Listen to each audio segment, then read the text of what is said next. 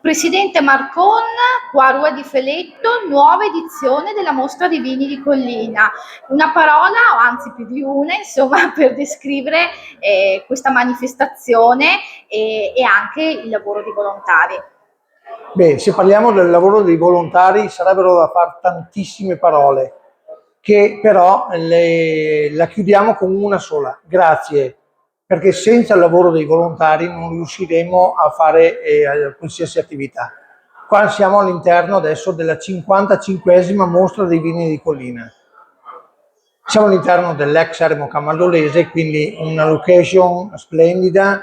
Abbiamo cercato di curare al meglio gli spazi espositivi delle cantine, a cui va il nostro ringraziamento, perché abbiamo 32 cantine con 132 vini.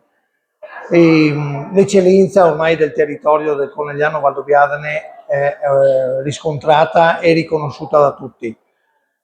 Noi dobbiamo solamente fare il meglio, perché non siamo professionisti, ma abbiamo tanta voglia di fare e cerchiamo di presentare il vino che i produttori appunto ci affidano nel miglior modo possibile.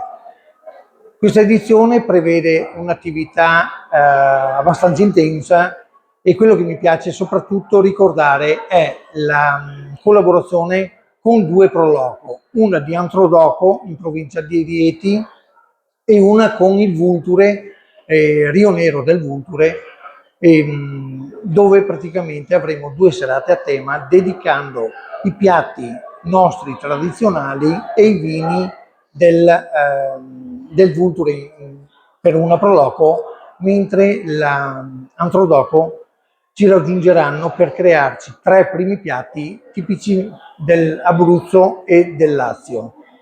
Sono ormai dei sodalizi che vanno avanti da qualche anno, riusciamo ad avere belle collaborazioni con tutta Italia, e questo è quello che ci permette anche di presentare qualcosa di nuovo.